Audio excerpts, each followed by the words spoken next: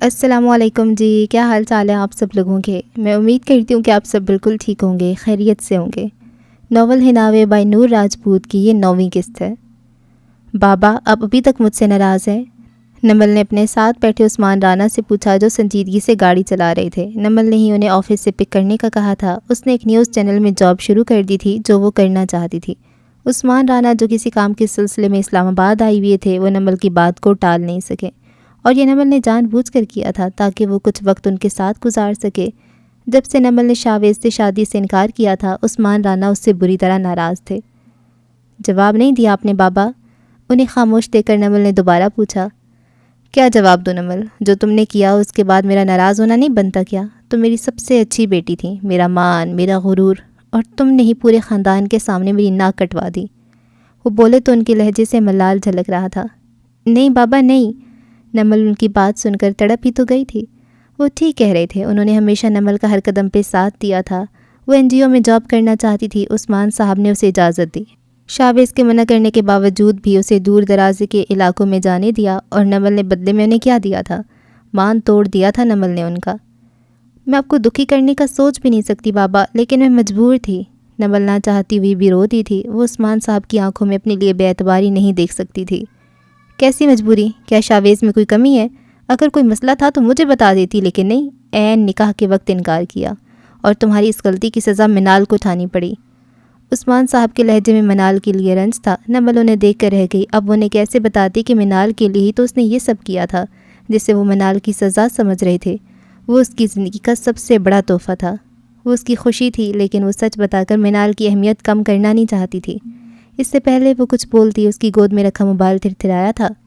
نمل نے موبائل اٹھا کر دیکھا تو اسکرین پہ چمکتے نمبر کو دیکھ کر وہ حیران رہ گئی تھی۔ مسز ملک کا فون؟ وہ حیران رہ گئی تھی۔ جب سے اس نے NGO کو چھوڑا تھا، مسز ملک سے اس کا رابطہ تقریباً نہ ہونے کے برابر رہ گیا تھا، اور آج انہوں نے خود کال کی تھی۔ نمل کو وہ بہت پسند تھی، اور ان کی فون کال نے نمل کو خوشگوار حیرت میں مبتلا کر دیا تھا۔ السلام علیکم مائم، کیسی ہیں آپ؟ نمل نے خوش دلی سے کال ریسیو کی تھی۔ وعلیکم السلام، چلو شکر ہے نمل، تمہیں میں یاد تو ہوں، مجھے لگا میرا چہرہ بھی بھول گئی ہوگی۔ مسز ملک نے دھیمے لہجے میں شکوہ کیا۔ ارے نہیں میم، آپ کو کیسے بھول سکتی ہوں، آپ تو میرے دل کے بہت قریب ہیں۔ نمل مسکرا دی۔ اچھا، اسی لیے تو مجھ سے رابطہ ختم کیا اور یوں غائب ہو گئی۔ خیر، شادی کے بعد تو سبھی بدل جاتے ہیں، تم بھی بدل گئی ہو تو کیا ہوا؟ مسز ملک کی بات پہ نمل کے چہرے کا رنگ پھیکا پڑا، چہرے کی مسکراہٹ سمٹ سی گئی تھی۔ اس نے کنکھیوں سے عثمان صاحب کی جانب دیکھا۔ وہ ان کے سامنے کھل کر بات نہیں کر سکتی تھی۔ کیسے بتاتی کہ اس کی شادی تو ہوئی ہی نہیں تھی؟ کیا ہوا نمل، میری کوئی بات بری لگی کیا؟ دوسری جانب خاموشی پا کر مسز ملک نے پوچھا۔ ارے نہیں میم، آپ کی بات بھلا بری کیسے لگ سکتی ہے؟ آپ سنائیں، طبیعت کیسی ہے آپ کی؟ نمل نے بات کا رخ پلٹنا چاہا۔ طبیعت ٹھیک ہے، لیکن تم سے ملنا چاہتی ہوں، مل سکتی ہو کیا؟ مسز ملک کے لہجے میں عجیب سی التجا تھی۔ نمل کے دل کو کچھ ہوا تھا۔ جی کیوں نہیں، آپ بتائیں کب ملنا ہے؟ میں اسلام آباد میں ہی ہوں۔ نمل کا ذہن اب تیزی سے کام کر رہا تھا۔ ٹھیک ہے، گھر آ جاؤ میرے، میں اکیلی ہوں۔ مسز ملک نے کہتی ہوئے اپنا پتہ لکھوایا، جسے نمل نے برق رفتاری سے نوٹ کیا تھا۔ یہی وہ موقع تھا جب وہ عثمان صاحب کے ساتھ زیادہ وقت گزار سکتی تھی۔ بابا؟ نمل نے دھڑکتے دل کے ساتھ عثمان صاحب کو مخاطب کیا تھا۔ بولو۔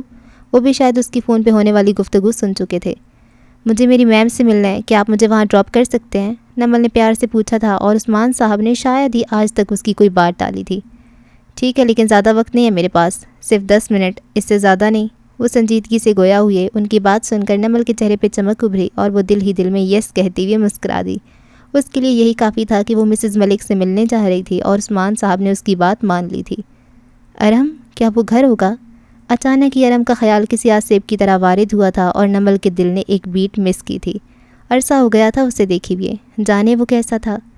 وہ سوچنا نہیں چاہتی تھی، لیکن ارم کا خیال اس کے دل سے جا ہی نہیں رہا تھا۔ اپنے تیز دھڑکتے دل پہ قابو پاتے ہوئے وہ خود کو ملامت کرنے لگی تھی، لیکن دل کہاں ماننے والا تھا۔ گاڑی ایک خوبصورت گھر کے سامنے جا کر رکی تھی۔ ملک ہاؤس کا نام گیٹ کے پاس لگی تختی پہ جگمگ کر رہا تھا۔ جلدی واپس آنا۔ نمل گاڑی سے اترنے لگی تو عثمان صاحب نے تلقین کی۔ کیا مطلب، آپ میرے ساتھ اندر نہیں چل رہے؟ نمل نے مڑ کر پوچھا۔ نہیں، میں کیا لینے جاؤں گا اندر؟ عثمان صاحب نے الٹا سوال کیا۔ بابا، مسز ملک ناراض ہو جائیں گی، میں نے انہیں بتایا کہ میں اپنے بابا کے ساتھ آ رہی ہوں، اگر آپ ایسے گاڑی میں بیٹھے رہے تو انہیں برا لگے گا نا؟ نمل نے سمجھانا چاہا۔ نمل کی بات سن کر وہ خاموش ہو گئے۔ پلیز چلے نا، نمل نے منت کی۔ نہیں نمل، ایسے کسی کے گھر نہیں جاتے جنہیں جانتے تک نہ ہو، عثمان صاحب نے احتجاج کیا۔ ہاں بھائی، آپ ٹھہرے رانا خاندان کے سپوت مسٹر خیام رانا کے بیٹے عثمان رانا، آپ کسی کے گھر کیوں جانے لگے؟ نمل کا منہ بن گیا۔ عثمان صاحب سے اس کا رویہ بہت بے تکلفانہ تھا، جو پچھلے کچھ عرصے سے عثمان صاحب کی سرد مہری کی وجہ سے کھنچا کھنچا سا تھا۔ اب وہ تھوڑے نرم پڑے تو نمل اپنے اصلی روپ میں لوٹ آئی تھی۔ نمل نے یہ بات جان بوجھ کر ان پہ چوٹ کی تھی۔ وہ جانتی تھی عثمان صاحب ایسے نہیں تھے، انہیں اپنے خاندان کا زوم نہیں تھا، اور ان کی یہ خوبی نمل میں بھی منتقل ہو گئی تھی۔ اچھا ٹھیک ہے، نمل کا اترا ہوا منہ دیکھ کر وہ تھوڑے نرم پڑے، لیکن یہ مت سمجھ لینا کہ میری ناراضی تم سے ختم ہو چکی ہے۔ میں آج بھی اتنا ہی غصہ ہوں جتنا اس دن تھا جب تم نے میرا مان توڑا۔ ہاں البتہ اس لیے ساتھ چل رہا ہوں کہ انجان لوگوں کے گھر میں اکیلے نہیں بھیج سکتا تمہیں۔ عثمان صاحب نے گویا ایک طرح سے بہانہ بنایا تھا، اور نمل نے بامشکل اپنی ہنسی کو ضبط کیا تھا۔ وہ دونوں ایک ساتھ گاڑی سے اتر کر گھر کی جانب بڑھ گئے۔ گیٹ پہ گارڈ نے انہیں روکا اور تحقیق کے بعد اندر جانے دیا۔ آپ لوگ یہاں بیٹھے، میں بی بی جی کو بلاتی ہوں۔ ملازمہ نے ڈرائنگ روم میں بٹھانے کے بعد جا چکی تھی۔ نمل نے فرصت سے ڈرائنگ روم کا جائزہ لیا، جسے نفاست سے سجایا گیا تھا۔ مسز ملک کی پسند ہر معاملے میں اچھی تھی۔ اب 1 منٹ گزرا تھا جب عثمان صاحب کی فون پہ بیل ہوئی۔ میں آتا ہوں 1 منٹ۔ وہ ڈرائنگ روم سے نکل گئے تھے، شاید کوئی اہم کال تھی۔ ان کے باہر نکلتے ہی ڈرائنگ روم کے دوسرے دروازے سے مسز ملک اندر داخل ہوئیں۔ نمل، انہوں نے دھیمے لیکن پیار بھرے لہجے میں نمل کو پکارا، جو سامنے دیوار پہ لگے ایک مصوری کے شاہکار میں گم تھی۔ آواز پر وہ چونکی اور پھر بے اختیاری مسز ملک کی جانب بڑھیں، جو شفیق چہرے پہ پیار سجائے اسے ہی دیکھ رہی تھیں۔ تمہیں اپنے گھر میں دیکھ کر بہت خوشی ہوئی، مسز ملک نے نمل کو گلے لگاتے ہوئے کہا، جس پہ نمل دھیرے سے مسکرا دی تھی۔ اور مجھے آپ کو دیکھ کر، آپ سے مل کر بہت اچھا محسوس ہو رہا ہے۔ نمل نے صاف کوئی سے کام لیا تھا۔ اسے ویسے بھی مسز ملک اپنی سی لگتی تھیں، ان کا چہرہ کسی اپنے سے ملتا جلتا سا۔ وہ جب بھی مسز ملک سے گلے ملتی تھی، ان سے اپنی سی خوشبو آتی تھی۔ بابا نہیں آئے؟ مسز ملک نے نمل کو اکیلے دیکھ کر سوال کیا۔ وہ اس وقت سوٹ میں ملبوس تھیں اور دوپٹے کو سلیقے سے سر پہ سجایا ہوا تھا۔ ان کی شخصیت میں ایک ٹھہراؤ سا تھا۔ وہ آئے ہیں، ضروری فون آ گیا تھا، اسے ہی سننے باہر گئے ہیں۔ معذرت، میں نماز پڑھ رہی تھی، اس لیے آنے میں دیر ہو گئی۔ مسز ملک جیسے شرمندہ ہوئیں۔ نہیں میم، آپ نے تو 2 منٹ بھی انتظار نہیں کروایا۔ دراصل بابا کو بہت ضروری کالز آتی رہتی ہیں، اور صرف ابھی نہیں، گھر میں بھی ان کا یہی حال ہے، نمل نے شرارت سے کہا تو مسز ملک مسکرا دیں۔ اچھا یہ بتاؤ، تمہارے ہسبینڈ کیسے؟ خیال تو رکھتے ہیں تمہارا؟ مسز ملک کے سوال پہ نمل ایک پل کو ساکت ہوئی۔ اس کے چہرے پہ ایک سایہ سا کر گزر گیا، لیکن اس سے پہلے کہ وہ کوئی جواب دیتی، عثمان صاحب ڈرائنگ روم میں داخل ہوئے، اور پھر مسز ملک کو دیکھ کر وہ جیسے پتھر کے ہو گئے۔ کچھ ایسا ہی حال مسز ملک کا بھی تھا، جو عثمان صاحب کو دیکھ کر اپنی جگہ سے کھڑی ہو گئی تھی اور ساکت نظروں سے عثمان صاحب کو دیکھ رہی تھیں۔ ذلے تم؟ عثمان صاحب زیر لب بڑبڑائے۔ موبائل ان کے ہاتھوں سے گرتے گرتے بچا تھا۔ نمل نے حیرانگی سے ایک دوسرے کو دیکھا۔ عثمان بھائی؟ مسز ملک کے لب پھڑپھڑائے تھے۔ دیکھتے ہی دیکھتے ان کی آنکھوں میں نمی ابھری۔ آپ دونوں ایک دوسرے کو جانتے ہیں؟ نمل کے لیے یہ سچویشن عجیب سی تھی۔ عثمان صاحب اور مسز ملک جیسے ایک دوسرے کو دیکھ رہے تھے، نمل کے لیے یہ پریشان کن تھا۔ عثمان بھائی؟ مسز ملک نے قدم عثمان صاحب کی جانب بڑھائے۔ وہیں رک جاؤ ذلے، خبردار جو ایک قدم بھی آگے بڑھایا۔ عثمان صاحب گرجے، جبکہ نمل تو بت بنے یہ منظر دیکھ رہی تھی۔ لیکن عثمان بھائی، میں… مسز ملک نے بھیگے لہجے اور نم آنکھوں کے سنگ کچھ کہنا چاہا تھا۔ کون سا بھائی؟ تم ہمارے لیے اسی دن مر گئی تھی جب تم نے ہمارے خاندان کی عزت کا خیال نہیں کیا تھا۔ گھر کے باہر ملک ہاؤس لکھا دیکھ کر مجھے سمجھ جانا چاہیے تھا، لیکن خیر، چلو نمل یہاں سے۔ وہ جس بے رحمی اور سرد پن سے کہہ رہے تھے، نمل تو اس پہ ساکت ہی رہ گئی تھی۔ یہ اس کے بابا نہیں تھے جو نرم خو تھے، اور مسز ملک کی حالت نے اسے ورطہ حیرت میں ڈال دیا تھا۔ لیکن بابا، آپ دونوں… نمل کچھ کہنا چاہتی تھی۔ کہاں نہ چلو یہاں سے۔ عثمان صاحب نے آگے بڑھ کر نمل کا بازو پکڑ کر کھینچا، اور پھر بنا مڑے وہ نمل کو گویا گھسیٹتے باہر کی جانب لے گئے۔ عثمان بھائی رک جاؤ، میری بات سن لو ایک بار۔ مسز ملک ان کے پیچھے لپکی تھیں، لیکن انہوں نے تو گویا پیچھے نہ دیکھنے کی قسم کھا لی تھی۔ نمل کا بازو پکڑے وہ تیز تیز قدم اٹھاتے گھر سے باہر نکل گئے تھے، جبکہ مسز ملک خالی خالی نظروں سے انہیں جاتے دیکھتی رہ گئی تھیں۔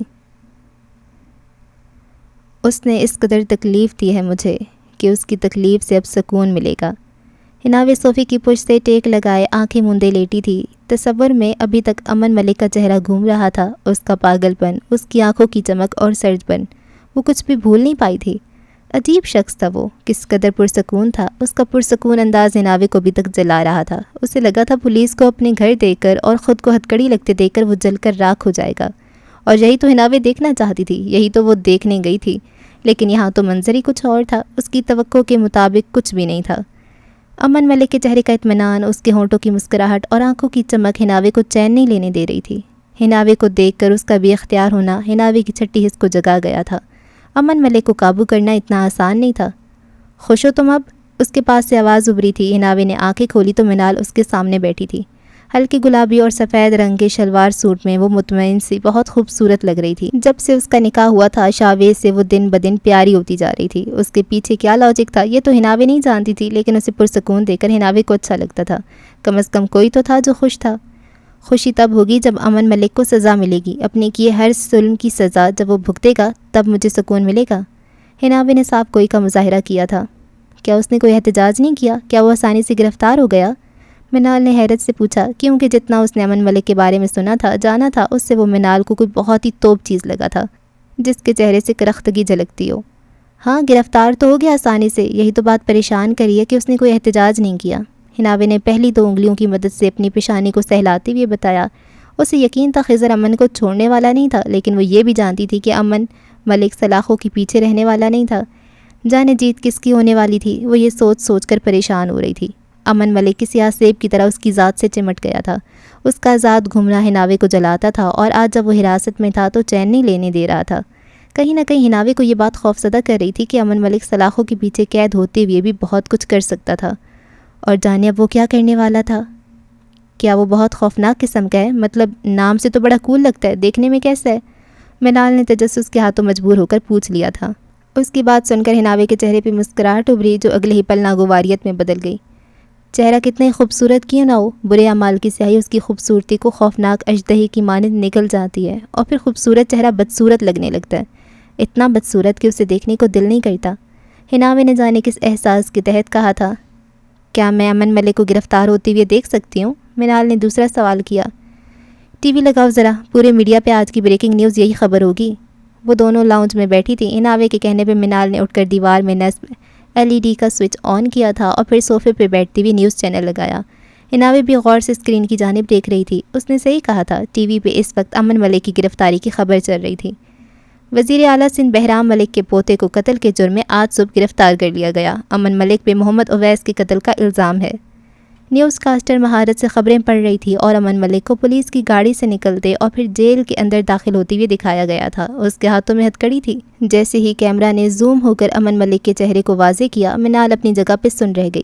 اسے امن ملک کا چہرہ اچھے سے یاد تھا۔ وہ شخص جس نے انہیں بچایا تھا، وہ اسے کیسے بھول سکتی تھی بھلا؟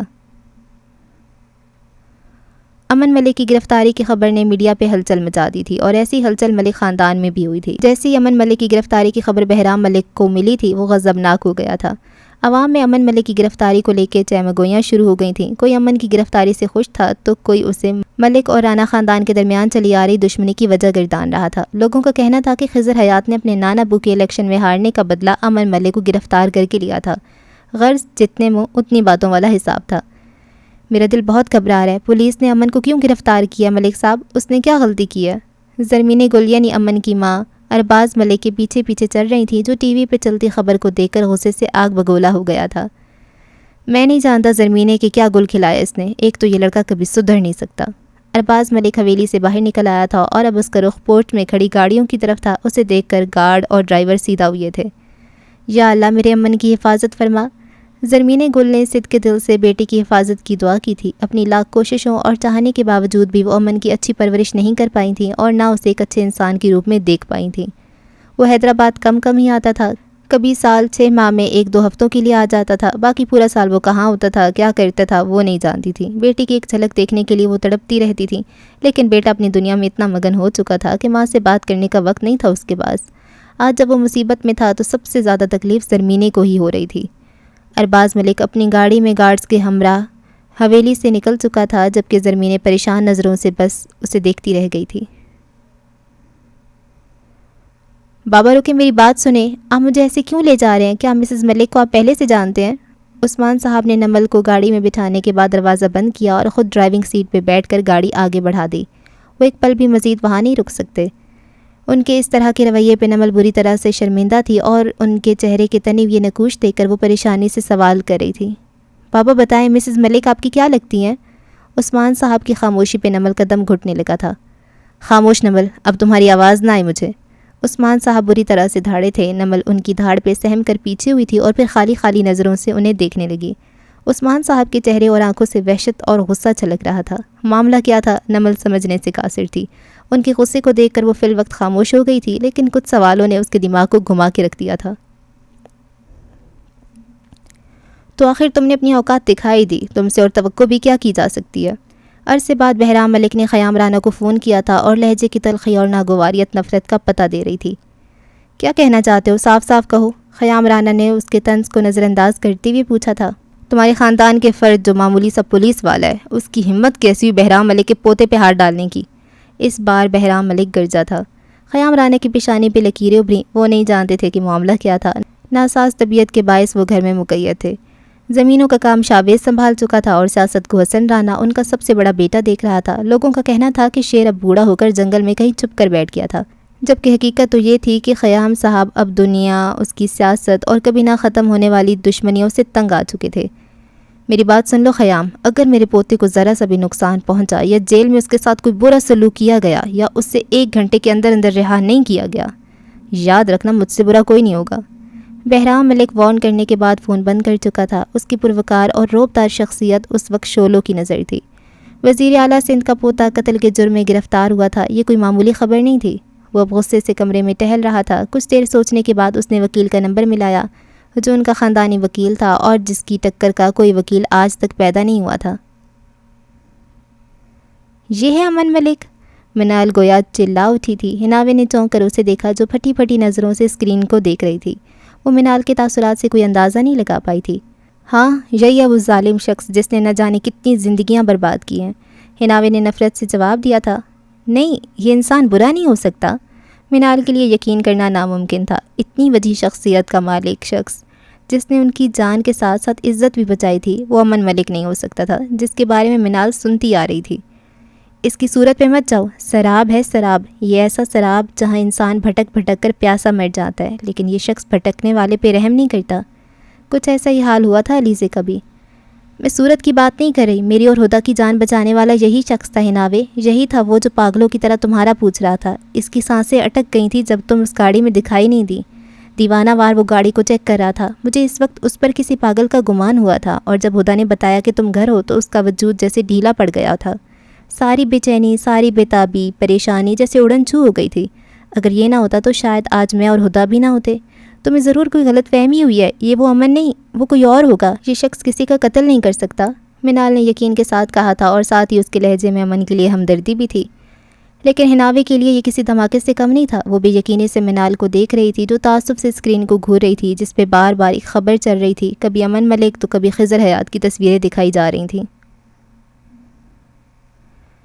خضر اپنے آفس میں ٹانگ پہ ٹانگ جمائے بیٹھا تھا۔ پورے پولیس اسٹیشن میں رکھے فون لگاتار بج رہے تھے۔ خضر کے ماتحت پولیس آفیسرز ہاتھ باندھے کھڑے تھے، لیکن کسی میں بھی اتنی ہمت نہیں تھی کہ وہ کسی کا فون کال کو اٹھا سکیں۔ امن ملک کی گرفتاری پر سب کے سانس خشک ہو چکے تھے۔ خضر اچھے سے جانتا تھا کہ اس سے اوپر والے امن کی گرفتاری پہ کس قدر بے چین ہوں گے۔ آخر وزیر اعلیٰ سندھ کا پوتا تھا وہ۔ سر فون اٹھا لے، کمشنر صاحب کا فون ہے، آپ سے بات کرنا چاہتے ہوں گے۔ پولیس انسپکٹر منت کرنے والے انداز میں خضر کے سامنے حاضر ہوا تھا۔ خضر آنکھیں موندے کرسی کی پشت سے ٹیک لگائے بیٹھا تھا۔ وہ گہری سوچ کا شکار تھا۔ وہ جانتا تھا کہ اوپر والے اس پہ کتنا غصہ ہوں گے، اور تھے بھی، لیکن آج کے دن وہ کسی کی بھی سننے والا نہیں تھا۔ خضر نے آنکھیں کھولی اور گھور کر پولیس انسپکٹر کو دیکھا جو خضر کے اس طرح دیکھنے پہ گھبرا گیا تھا۔ سوری سر، وہ نظریں چرائے گڑبڑاتے ہوئے کچھ کہنا چاہ رہا تھا۔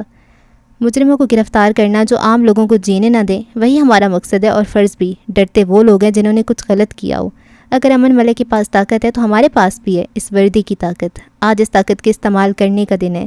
کوئی کچھ نہیں کر سکتا ہمارے ساتھ جب تک ہم کسی کے غلام نہ ہوں۔ اب جاؤ اور آزاد ہو کر اپنا کام کرو، خضر نے پختہ لہجے میں کہا تھا۔ پولیس انسپکٹر خضر کی بات سن کر شرمندہ ہو گیا تھا، وہیں اس کے حوصلے دینے پہ خضر پہ فخر کرتا چلا گیا، جبکہ خضر اپنے موبائل پہ ہونے والی تھرتھراہٹ کی طرف متوجہ ہوا۔ خیام رانا کا فون تھا۔ خضر نے گہرا سانس فضا میں خارج کیا اور خود کو نارمل کرتے ہوئے فون اٹھایا۔ السلام علیکم نانا جان، خضر نے ادب سے کہا۔ وعلیکم السلام، یہ میں کیا سن رہا ہوں خضر؟ کیا یہ خبر سچ ہے کہ تم نے بہرام ملک کے پوتے کو گرفتار کیا؟ خیام رانا کے لہجے سے پریشانی چھلک رہی تھی۔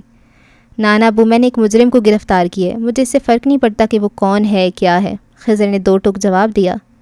کیا واقعی وہ مجرم ہے یا پھر تم نے کسی دشمنی کے تحت؟ خیام رانا نے بات ادھوری چھوڑی۔ وہ خضر کو اچھی طرح سے جانتے تھے لیکن پھر بھی سچ جاننا چاہتے تھے۔ آپ جانتے ہیں نانا ابو کہ مجرم اگر رانا خاندان میں سے بھی ہوتا تو میں اسے بھی نہیں چھوڑتا۔ آپ بے فکر رہیں، میں اپنی ڈیوٹی کر رہا ہوں، وہ بھی ایمانداری سے، خضر نے پختہ لہجے میں بتایا تو خیام رانا کے تنی ہوئے کندھے ڈھیلے پڑ گئے۔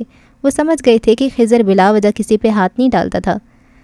ٹھیک ہے، کچھ بھی کرنے سے پہلے خیال رکھنا کہ اس سے خاندان کی عزت اور تمہاری تربیت پہ حرف نہ آئے۔ خیام رانا اسے نصیحت کرنا نہیں بھولے تھے۔ آپ پریشان نہ ہو نانا جان، ایسے لوگوں کا کیا کرنا ہے، میں اچھے سے جانتا ہوں، خضر نے خود کے غصے پہ قابو پاتے ہوئے جواب دیا تھا۔ دوسری جانب سے فون بند کر دیا تھا۔ شام ہو گئی تھی، اب اندھیرا پھیلنے لگا تھا۔ امن ملک رات سلاخوں کے پیچھے کاٹے، یہ کافی مشکل تھا، کچھ بڑا ہونے والا تھا اب، اور خضر کو خود کو اس کے لیے تیار کر رہا تھا۔ ہمیں مالک سے ملنا ہے۔ خان اپنے پٹھانی نئے نکوش جن میں غصہ بھرا تھا پولیس اسٹیشن میں حاضر تھا۔ وہ ہر صورت امن سے ملنا چاہتا تھا لیکن انسپکٹر اسے اندر نہیں آنے دے رہے تھے۔ مجرم سے ملنے کی اجازت نہیں ہے کسی کو، جاؤ اور کورٹ سے اجازت نامہ لے کر آؤ، سمجھ آئی؟ انسپکٹر نے سخت لہجے میں خان سے کہا جو سرخ آنکھیں لیے سب کو گھور رہا تھا۔ ہم ایک بار ملنے تو مالک کا وکیل جلد آتا ہوگا، خان نے اس بار منت بھرے لہجے میں کہا تھا، لیکن خضر نے سختی سے منع کیا تھا۔ چاہے کوئی بھی ہو، اس کے آرڈرز کے بنا کسی کو بھی امن سے ملنے نہیں دینا۔ ٹھیک ہے، جب وکیل آئے گا تب مل لینا، سمجھ آئی؟ جاؤ اب تنگ مت کرو۔ اس کی بات سن کر خان جل بھن کر رہ گیا تھا۔ اس کی ایڈوکیٹ صدیقی صاحب سے بات ہو گئی تھی، وہ بس پہنچنے ہی والا تھا۔ حیدرآباد سے ارباز ملک بھی مری پہنچنے والا تھا۔ خان کو پوری امید تھی کہ کچھ دیر بعد امن باہر آ جاتا، لیکن اس سے پہلے وہ ایک نظر امن کو دیکھنا چاہتا تھا جو ممکن نہیں تھا۔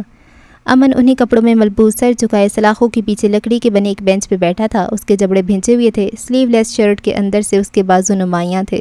اس کے بائیں کندھے پہ سوج آ گئی تھی اور درد کی ٹھیسیں اب بھی تک کندھے سے اٹھ رہی تھیں جنہیں وہ ضبط کیے بیٹھا تھا۔ خان کی آواز اس تک پہنچ رہی تھی۔ وہ جانتا تھا خضر کسی کو آسانی سے اس تک نہیں پہنچنے دے گا، لیکن وہ بھی غصہ ہو کر یا چلا کر اپنے کمزور ہونے کا ثبوت نہیں دے سکتا تھا۔ جس حالت میں خضر اسے دیکھنا چاہتا تھا وہ خود کو اس حالت سے دو چار ہرگز نہیں کر سکتا تھا۔ اسے پرسکون رہنا تھا، اتنا پرسکون کہ خضر دیکھے تو جل اٹھے۔ امن نے کندھے میں اٹھتی درد کی لہر کو نظر انداز کیا اور دیوار سے ٹیک لگا کر آنکھیں موند لیں۔ ہناوے کا سراپا چھم سے اس کے تصور کے پردے پہ جھلملایا تھا۔ اس کا امن کے قریب آنا، پھر اسے ہتھ کڑی پہنانا، وہ سب کتنا دلکش تھا۔ یہ کوئی امن ملک سے پوچھتا، تو ہر لحاظ سے لگتا ہے ماتمی، لیکن مجھے بتا تو عزادار کیوں نہیں لگتا؟ تمام شہر اس کے ڈھونگ جانتا ہے تو پھر مجھے وہ شخص اداکار کیوں نہیں لگتا؟ میں تیرا یار ہوں، دشمن بھی جانتے ہیں میرے، تو یار ہے تو مجھے یار کیوں نہیں لگتا؟ کچھ وقت اس نے ہناوے کے دھوکے میں گزارا تھا، لیکن وہ شاطر انسان تھا، جلد سمجھ گیا تھا کہ جسے وہ ہناوے سمجھ رہا تھا وہ ہناوے نہیں تھی، لیکن اس نے اس سلسلے کو روکا نہیں تھا، چلنے دیا تھا۔ وہ جانتا تھا کبھی نہ کبھی یہ چیز، یہ دھوکہ جو وہ جان بوجھ کر کھا رہا تھا اس کے کام آنے والا تھا۔ اس کی محبت کی قصے کی دھوم بڑھنے لگی تھی، لیکن جس سے محبت تھی وہ دیکھنا گوارا نہیں کرتی تھی۔ عجیب سا معاملہ تھا، لیکن اسے سوچنا بھی امن ملک کو سکون پہنچاتا تھا۔ کیسا لگ رہا ہے اپنے سسرال آ کر؟ آواز پر امن نے جھٹ سے آنکھیں کھولی۔ سامنے خضر چھڑی لیے کھڑا تھا، جس سے ابھی اس نے جیل کی سلاخوں کو بجاتی ہوئی امن کو متوجہ کیا تھا۔ اس کی بات سن کر امن کے لبوں پہ مسکراہٹ ابھری۔ وہ سیدھا ہوا اور پھر اٹھ کر سلاخوں کی جانب بڑھا جن کے پار خضر حیات یعنی اس کا رقیب کھڑا تھا۔ سسرال تو واقعی ہے یہ میرا، تمہارا گھر ہے نا یہ؟ خضر حیات یعنی تم یہاں کے ایس پی، یہاں کے مالک، اور تم ہناوے کے پھپھو زاد بھائی بھی ہو۔ انڈائریکٹلی یہ ہناوے کا گھر بھی ہوا، تو یہ پولیس اسٹیشن میرا سسرال ہی ہوا نا۔ آخر کو ہناوے نے میرا ہی ہونا ہے، اور سچ بتاؤں تو مجھے اپنے سسرال آ کر بہت اچھا لگ رہا ہے بھائی۔ تم بتاؤ تمہیں کیسا لگ رہا ہے رانا خاندان کے ہونے والے داماد کو یہاں دیکھ کر؟ امن ایک آنکھ دباتی ہوئی خباثت سے مسکرایا۔ اس کا انداز اور اس کی باتیں خضر کو سر تا پیر سلگا گئی تھیں۔ بکواس بند کرو اپنی گھٹیا انسان، خضر گویا دھاڑا تھا۔ امن کی باتیں سن کر خضر کا دل چاہتا وہ اسے گولی سے اڑا دے، اس کی زبان کاٹ دے، لیکن وہ کچھ نہیں کر سکتا تھا۔ ایس پی صاحب، اتنا غصہ صحت کے لیے اچھا نہیں ہوتا، جائیے اپنا کام کیجیے اور مجھے میرا کام کرنے دیں۔ امن اسے پوری طرح سلگا کر اپنی دنیا میں مست ہو چکا تھا۔ وہ ایک بار پھر آنکھیں بند کر کے دیوار سے ٹیک لگا کر بیٹھ چکا تھا، جبکہ خضر اسے کھا جانے والی نظروں سے گھورتا واپس پلٹ گیا تھا۔ تمہیں ضرور کوئی غلط فہمی ہوئی ہے، یہ وہ امن نہیں، وہ کوئی اور ہوگا۔ یہ شخص کسی کو قتل نہیں کر سکتا ہناوے، منال نے یقین کے ساتھ کہا تھا، اور ساتھ ہی اس کے لہجے میں امن کے لیے ہمدردی بھی تھی۔ لیکن ہناوے کے لیے یہ کسی دھماکے سے کم نہیں تھا۔ وہ بے یقینی سے منال کو دیکھ رہی تھی، جو تعصب سے اسکرین کو گھور رہی تھی، جس پہ بار بار ایک خبر چل رہی تھی، کبھی امن ملک تو کبھی خضر حیات کی تصویر دکھائی جا رہی تھی۔ اسے اب سمجھ آ رہا تھا اس دن ہدا اور منال کو بچانے والا امن ملک ہی تھا۔ وہ یقیناً اس پہ نظر رکھی ہوئی تھا اور اسے بچانے کے لیے امن نے یہ سب کیا تھا، ورنہ وہ کوئی اچھا کام کبھی نہیں کر سکتا تھا۔ تم نے جو دیکھا وہ ایک دھوکہ تھا منال، تم اس کے اصل چہرے سے واقف نہیں ہو۔ اس خوبصورت چہرے کے پیچھے کیسا بھیانک روپ ہے اس شخص کا، وہ تم نہ ہی دیکھو تو بہتر ہے، حناوے نے سنجیدہ لہجے میں کہا، اور بنا منال کا جواب سنے سیڑھیوں کی جانب بڑھ گئی، جبکہ منال حیرت سے امن ملک کو دیکھ رہی تھی، جو شخصیت سے قاتل کہیں سے بھی نہیں لگتا تھا۔ آخر تم چاہتی کیا ہو؟ کیوں خضر کی جان کے پیچھے پڑ گئی ہو؟ حناوے فاریہ بیگم کے بار بار کہنے پہ کھانا کھانے کچن میں آئی تھی۔ ملازمہ نے اسے کھانا گرم کر کے دیا تھا اور ابھی اس نے پہلا نوالا ہی منہ میں ڈالا تھا جب ہدا کسی جن کی طرح اس کے سر پہ پہنچی اور غصے سے چیخی۔ حناوے جو کچن میں ایک طرف رکھی کرسی پہ بیٹھی تھی، چونک کر ہدا کو دیکھا۔ ہدا کی بات پہ اس کی پیشانی پہ بل پڑے۔ کیا مطلب ہے تمہارا؟ حناوے نے بھویں سکیڑ کر پوچھا اور ہاتھ میں پکڑا نوالا واپس پلیٹ میں رکھ دیا۔ مطلب صاف ہے حناوے، بچی بننے کی ضرورت نہیں ہے۔ تم اس سمے خضر کو کیوں گھسیٹ رہی ہو؟ امن کا اور تمہارا ذاتی مسئلہ ہے نا، تو خضر کی جان کیوں خطرے میں ڈالی تم نے، یہ جانتے ہوئے بھی کہ امن ملک کتنا خطرناک ہے؟ ذاتی مسئلہ؟ حناوے کا تو گویا دماغ ہی گم گیا تھا۔ وہ پہلے ہی پریشان تھی اور اوپر سے ہدا کی باتیں جو اس کا حوصلہ بڑھانے کی بجائے الزام تراشی کر رہی تھیں۔ کس ذاتی مسئلے کی بات کر رہی ہو تم ہدا؟ حناوے نے کھانے کی پلیٹ پر ایک کھسکاتے ہوئے پوچھا اور کرسی سے کھڑی ہو گئی۔ اسے شدید غصہ آیا تھا۔ اتنے دن ہو گئے تھے، بلکہ مہینے گزر گئے تھے، وہ ہدا کی باتیں برداشت کر رہی تھی، لیکن آج تو اس نے حد ہی کر دی تھی۔ ہاں، علیزے اور امن کا ذاتی معاملہ تھا جس میں تم نے ٹانگ اڑائی، اور اب تمہارا اور امن ملک کا مسئلہ تھا نا، جب بھی تو امن ملک نے امن کو گولی ماری تمہیں حاصل کرنے کے لیے۔ ان سب میں خضر کا کیا قصور ہے؟ کیوں تم اس کا استعمال اپنے مقصد کے لیے کر رہی ہو؟ آخر کیوں؟ ہدا اس درجہ بدگمان تھی۔ حناوے تو اس کی باتیں سن کر ساکت رہ گئی تھی۔ وہ جانتی تھی ہدا اس سے ناراض تھی، بدگمان تھی، لیکن اس حد تک اسے اندازہ نہیں تھا۔ تمہیں اندازہ بھی ہے تم کیا کہہ رہی ہو ہدا؟ حناوے نے غصے سے سرخ پڑتے چہرے کے ساتھ پوچھا۔ اچھے سے جانتی ہوں میں، پہلے حیدر پھر اس امن ملک کو اپنا دیوانہ بنایا اور اب خضر کو اپنے جال میں پھانسنے کی کوشش کر رہی ہو۔ میں نے کبھی سوچا بھی نہیں تھا کہ گیمز کھیلتے کھیلتے تم لوگوں کے دلوں سے کھیلنا شروع کر دو گی۔ ہدا نے گویا حد کر دی تھی۔ اسے حناوے پہ حد سے زیادہ غصہ تھا۔ ایک تو سب جاننے کے باوجود بھی وہ خضر کے قریب ہوتی جا رہی تھی، اور دوسرا خضر نے اس کی وجہ سے امن ملک سے دشمنی مول لے لی تھی، اور یہی باتیں ہدا کو جلائے جا رہی تھیں۔ غلطی صرف امن ملک کی تو نہیں تھی، علیزے بھی برابر کی ذمہ دار تھی، پھر سزا صرف امن ملک کیوں بھگتے؟ اس سے پہلے حناوے اپنے اوپر لگائے گئے الزام کا جواب دیتی، ہدا نے ایک اور سوال کھڑکا دیا تھا۔ غصے کی وجہ سے اس کے چہرے کے خوبصورت نقوش بگڑنے لگے تھے۔ رات کے اس پہر سب اپنے اپنے کمروں میں تھے۔ منال جگ اٹھائے پانی لینے کچن میں آئی تھی اور اندر سے آتی آوازیں سن کر دروازے پہ ہی رک گئی، اور پھر ہدا کی باتیں سن کر اس کا منہ حیرت سے کھل گیا۔ علیزے اپنے گناہ کی سزا بھگت چکی ہے اور بھگتتی رہے گی، لیکن امن ملک نے بہت سے گناہ کیے ہیں، اسے اپنے کیے کی سزا ہر صورت بھگتنا پڑے گی۔ حناوے دبی دبی آواز میں چلائی تھی، اس کے گلے میں آنسوؤں کا گولا سا اٹک گیا تھا۔ کتنی اچھی دوستی تھی ان کی، ہنستی کھیلتے پرسکون زندگی گزر رہی تھی، لیکن جب سے امن ملک آیا تھا سب درہم برہم ہو گیا تھا۔ مانا علیزے کی غلطی تھی، لیکن میرے معصوم امن کی کیا غلطی تھی؟ اسے کس بات کی سزا ملی؟ اویس اور راحیلہ کی کیا غلطی تھی؟ انہیں کیوں مارا گیا؟ کیوں ان کی زندگیوں کو تباہ کیا گیا؟ جو راحیلہ کے ساتھ ہوا وہ ہم میں سے کسی کے ساتھ بھی ہو سکتا تھا۔ اگر تمہارے ساتھ ہوتا تو کیا معاف کر دیتی اسے؟ ہرگز نہیں۔ میں صرف علیزے کے لیے نہیں، ہر اس انسان کے لیے لڑ رہی ہوں جس کا امن ملک مجرم ہے، سمجھ آئی؟ اور ایک بات کان کھول کر سن لو مس ہدا، ایس پی خضر حیات میں نہ مجھے کوئی دلچسپی تھی، نہ آج ہے اور نہ کبھی ہوگی۔ حناوے گالوں پہ بہتے آنسوؤں کو ہتھیلی سے رگڑتی ہموار لہجے میں کہتی ہدا کے پاس سے گزرتی دروازے کی جانب بڑھ گئی تھی، جہاں ہاتھ میں جگ تھامے پھٹی پھٹی نگاہیں لیے منال کھڑی تھی۔ حناوے نے ایک نظر منال کو دیکھا اور پھر بنا کچھ کہے وہ کچن سے بھاگتی چلی گئی۔ نمل جب سے گھر آئی تھی پریشان تھی۔ عثمان صاحب اس کا فون نہیں اٹھا رہے تھے، وہ اسے گھر چھوڑ کر جانے کہاں چلے گئے تھے، جبکہ نمل کا سوچ سوچ کر برا حال تھا۔ وہ نہیں سمجھ پا رہی تھی کہ مسز ملک کا ان کے خاندان سے کیا رشتہ تھا، وہ اس کے بابا کو بھائی کیوں کہہ رہی تھی؟ نمل کی سمجھ سے باہر تھا۔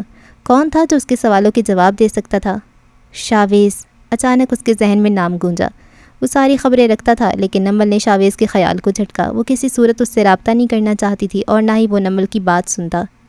رحمان بھائی؟ دوسرا خیال نمل کو ان کا آیا تھا، لیکن وہ تو آج رات مری میں تھے، گھر نہیں آنے والے تھے۔ اب کیا کروں، کس سے پوچھوں؟ نمل بے چینی سے کمرے میں ٹہل رہی تھی۔ تھک ہار کر اس نے ٹی وی لگایا اور اس پہ چلتی خبر نے نمل کو بری طرح چونکا دیا۔ امن ملک کو گرفتار کیا جا چکا تھا، گرفتار کرنے والا خضر حیات تھا۔ یہ تو ارحم کا کزن ہے۔ او خدایا، یہ کیا ہو رہا ہے، کچھ سمجھ میں نہیں آ رہا۔ نمل نے دونوں ہاتھوں سے اپنے سر کو تھاما۔ آج کا دن ہی عجیب تھا، اسے شوق پہ شوق مل رہے تھے۔ کیسی طبیعت ہے باپ کی؟ ارحم نے مسز ملک کا ہاتھ تھامتے ہوئے پوچھا۔ وہ ان کے پاس ہی بیڈ پہ بیٹھا تھا، سرخ آنکھیں، بکھرے بال لیے وہ کافی پریشان تھا۔ نمل اور عثمان صاحب کے جانے کے بعد مسز ملک کی طبیعت خراب ہو گئی تھی۔ وہ ہوش سے بیگانہ ہو کر لاؤنج میں ہی ڈھہ گئی تھیں۔ ملازمہ نے فون کر کے ارحم کو اطلاع دی تھی۔ وہ جب گھر پہنچا تو ڈاکٹر مسز ملک کا چیک اپ کر رہا تھا۔ ملازمہ نے ہی ڈاکٹر کو فون کیا تھا۔ مسز ملک کو بے ہوش ہوتے دیکھ کر ارحم کا دل کرلانے لگا تھا۔ ڈاکٹر کے مطابق انہیں گہرا صدمہ لگا تھا۔ وہ رونا نہیں چاہتا تھا لیکن بار بار اس کی آنکھیں نم ہو رہی تھیں۔ اب 4 گھنٹے بعد مسز ملک کو ہوش آیا تھا تو ارحم ان کا ہاتھ تھامے بے چینی سے پوچھ رہا تھا۔ میں ٹھیک ہوں بیٹا، مسز ملک نے مری مری آواز میں مصنوعی مسکراہٹ لبوں پہ سجائے کہا اور دوسرے ہاتھ سے ارحم کے گال کو چھوا۔ آپ اپنا ذرا خیال نہیں رکھتی موم، یہ جانتے ہوئے بھی میرا آپ کے سوا اور ہے ہی کون؟ ارحم رو دینے کو تھا۔ میں ٹھیک ہوں بیٹا، بس وہ ذرا سا۔ مسز ملک نے بات ادھوری چھوڑی۔ وہ کافی کمزور اور مرجھائی ہوئی نظر آ رہی تھیں۔ عثمان صاحب کی کہی گئی باتیں اب تک ان کے ذہن میں گونج رہی تھیں، جنہیں یاد کر کے مسز ملک کی آنکھوں کے گوشے نم ہوئے۔ اس سے پہلے آنسو ان کی پلکوں کی باڑ توڑ کر باہر نکلتے یا تکیوں کو بھگوتے، ارحم نے ہاتھ بڑھا کر ان کی آنکھوں کے نم گوشے صاف کیے۔ کیوں روتی ہیں آپ موم اتنا؟ کیوں آخر؟ کیوں میں لاکھ کوششوں کے باوجود آپ کو خوش نہیں رکھ پایا؟ آپ میرے لیے مسکرا بھی دیں تو آپ کی آنکھیں آپ کی مسکان کا ساتھ نہیں دیتی۔ ایسا کون سا راز ہے، ایسا کون سا دکھ ہے جو آپ کو خوش نہیں ہونے دیتا؟ آپ کو اندر ہی اندر کھائے جا رہا ہے۔ ارحم نہ چاہنے کے باوجود بھی سوال کر بیٹھا تھا۔ وہ اب مزید ضبط نہیں کر سکتا تھا۔ کون آیا تھا آج دن میں آپ سے ملنے جس کے جانے کے بعد آپ کی یہ حالت ہو گئی؟ موم آپ کو چھپا رہی ہیں مجھ سے، پلیز بتائیں ورنہ میرا دماغ پھٹ جائے گا۔ ارحم نے بے بسی سے التجا کی تھی۔ مسز ملک نے غور سے اپنے بیٹے کی سرخ آنکھوں کو دیکھا۔ ایسا تب بھی ہوتا تھا جب اسے شدید سر درد ہوتا تھا۔ وہ جانتی تھیں سوچ سوچ کر ارحم کا سر درد سے پھٹا جا رہا تھا، اور وہ یہ بھی جانتی تھی کہ اب مزید راز پر پردہ نہیں ڈال سکتی تھیں، اس لیے انہوں نے ارحم کو سچ بتانے کا فیصلہ کیا۔ بتاتی ہوں، سب بتاتی ہوں، مسز ملک نے کہتی ہوئے اس بات میں سر ہلایا تو ارحم چونک سا گیا۔ یعنی واقعی کچھ تھا جو چھپا ہوا تھا، لیکن کیا تھا وہ؟ یہ راز اب کھلنے جا رہا تھا۔ ہناوے کے جانے کے بعد ہدا بھی جانے کے لیے مڑی تو منال کو کچن کے دروازے پہ کھڑی دیکھ کر چونک گئی اور پھر قدم دروازے کی جانب بڑھائے۔ یہ تم کیسی باتیں کر رہی تھی ہناوے سے؟ تم جانتی بھی ہو تم نے کتنے الزام لگائے ہیں اس پر؟ منال بولے بنا نہیں رہ پائی تھی۔ میں نے جو کہا سچ ہی تو کہا ہے، وہ خضر کا استعمال کری اپنے مقصد کے لیے، ہدا نے ناگواری سے کہا، جبکہ اس کی بات سن کر منال نے تعصب سے اسے دیکھا تھا۔ یہ وہ ہدا نہیں تھی جسے وہ جانتی تھی۔ تمہیں کیا ہو گیا ہدا؟ تمہاری سوچ پہ مجھے افسوس ہو رہا ہے، تم اتنی خود غرض کیسے ہو سکتی ہو؟ منال کو حقیقتاً افسوس ہوا تھا۔ وہ ہناوے کی حالت سے واقف تھی، کچھ ہدا کے جذبات کو بھی سمجھتی تھی، لیکن اسے اندازہ نہیں تھا کہ ہدا اتنا بدل چکی تھی۔ خود غرض؟ واہ، میں خود غرض ہوں؟ سب اپنی اپنی محبتوں کو پالیں اور اگر میں اپنی چاہت کا خیال کروں تو میں خود غرض؟ واہ کیا بات ہے منال تمہاری۔ ہدا نے اب کی بار منال پہ چوٹ کی تھی۔ شاویز کی شادی نمل سے ہونے والی تھی، لیکن منال اسے پسند کرتی تھی اور جیسے تیسے کر کے دونوں کا نکاح ہو گیا۔ منال نے اپنی چاہت کو پا لیا تھا۔ اس کی بات پہ منال دھک سے رہ گئی تھی۔ اسے اندازہ نہیں تھا کہ ہدا شاویز کو لے کر اس کے جذبات سے آگاہ تھی۔ کیا مطلب ہے تمہارا؟ منال گڑبڑا گئی تھی۔ مطلب صاف اور واضح ہے، اس گھر میں جب ہر شخص کو اس کی پسند ناپسند کا حق حاصل ہے تو مجھے کیوں نہیں؟ نمل کو شاویز بھائی پسند نہیں تھے، اس نے شادی سے انکار کر دیا۔ تم انہیں چاہتی تھی، وہ تمہیں مل گئے۔ اگر میں نے خضر کی فکر کر لی تو کون سی قیامت آ گئی بھائی؟ ہدا نے حد درجہ صاف گوئی کا مظاہرہ کیا تھا۔ وہ اپنی جگہ پہ ٹھیک تھی، لیکن اس کا انداز غلط تھا۔ منال سے کوئی جواب نہیں بن پایا تھا۔ اسے خاموش دیکھ کر ہدا اس کے پاس سے گزرتی کچن سے باہر نکل گئی، جبکہ منال نے سر جھٹک کر ایک گہرا سانس فضا میں خارج کیا۔ سر ایڈوکیٹ صدیقی آیا ہے، امن ملک سے ملنا چاہتا ہے۔ خضر کرسی کی پشت سے ٹیک لگائے آنکھیں موندے بیٹھا تھا جب ایک آفیسر نے اسے خبر دی۔ خضر نے پٹ سے آنکھیں کھولیں۔ خضر جانتا تھا ایسا کچھ ہونے والا تھا۔ اس نے امن پہ بہت مضبوط کیس ڈالا تھا، اس کی ضمانت مشکل تھی۔ کل ویسے کورٹ کی چھٹی اور خضر 2-4 دن لازمی امن کو حوالات میں بند رکھنا چاہتا تھا۔ وہ جانتا تھا امن چاہے جتنا بھی پرسکون تھا، اسے جیل سے باہر نکالنے کی بھرپور کوششیں جاری تھیں۔ ٹھیک ہے، بھیج دو اسے، خضر نے سیدھے ہوتے ہوئے کہا۔ کچھ دیر بعد ایڈوکیٹ صدیقی اندر داخل ہوا تھا۔ خضر پہ نظر پڑتے ہی اس کے چہرے کے زاویے بگڑے تھے۔ خضر نے اس کے بہت سے کام کرنے سے انکار کیا تھا، بس تب سے ایڈوکیٹ صدیقی خضر کو ناپسند کرتا تھا۔ آئیے صدیقی صاحب، میں آپ کا انتظار کر رہا تھا۔ مجھے امن ملک سے ملنا ہے، میرے پاس آرڈرز ہیں۔ ایڈوکیٹ صدیقی بیٹھا نہیں تھا۔ اس کے بلانے پر پی اندر داخل ہوا اور فائل سے کچھ پیپرز نکال کر خضر کو پکڑائے، جنہیں پکڑنے کے بعد خضر آرام سے پڑھنے لگا تھا۔ جب کہ ایڈوکیٹ صدیقی دانت پیچھے خضر کو دیکھ رہا تھا جو جان بوجھ کر اسے زج کر رہا تھا۔ پڑھ لیے اب مل لوں؟ ایڈوکیٹ صدیقی اپنی ناگواری پہ قابو پاتے ہوئے پوچھ رہا تھا۔ ٹھیک ہے مل لیجیے، خضر نے پیپرز میز پہ رکھتے ہوئے مسکرا کر جواب دیا تو ایڈوکیٹ صدیقی ایک پل بھی ضائع کیے بنا باہر نکل گیا۔ کچھ دیر بعد وہ اور امن ملک ایک دوسرے کے آمنے سامنے بیٹھے تھے۔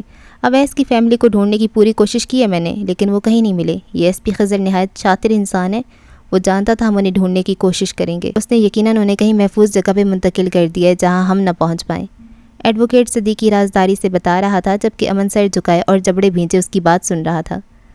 اگر وہ مل جاتے تو کسی نہ کسی طرح ان سے معافی نامہ سائن کروا لیتے، پھر یہ کیس آج ہی ہمیشہ کے لیے بند ہو جاتا۔ افسوس وہ نہیں ملے، لیکن تلاش جاری ہے، جلد مل جائیں گے۔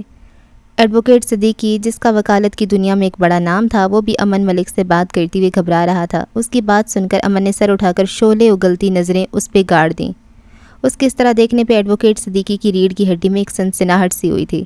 کندھے میں اٹھنے والے درد کو ضبط کرنے کی وجہ سے امن کی آنکھیں سرخ ہو چکی تھیں۔ وہ جبڑے بھینچے ایڈوکیٹ صدیقی کو گھور رہا تھا۔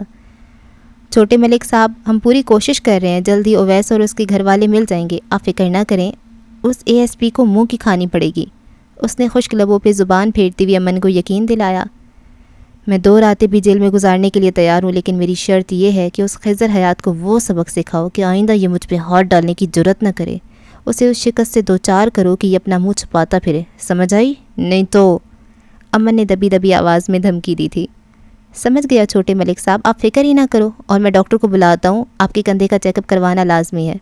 صدیقی نے کپ کپاتے ہاتھوں سے موبائل نکال کر اس پر نمبر ملایا تھا۔ وہ اپنی گھبراہٹ پہ قابو پانے کی مکمل کوشش کر رہا تھا۔ ابھی اسے امن کے لیے بہت سے انتظامات کرنے تھے۔ زلیخا رانا عرف ذل خیام رانا کی سب سے چھوٹی اور لاڈلی بیٹی تھی۔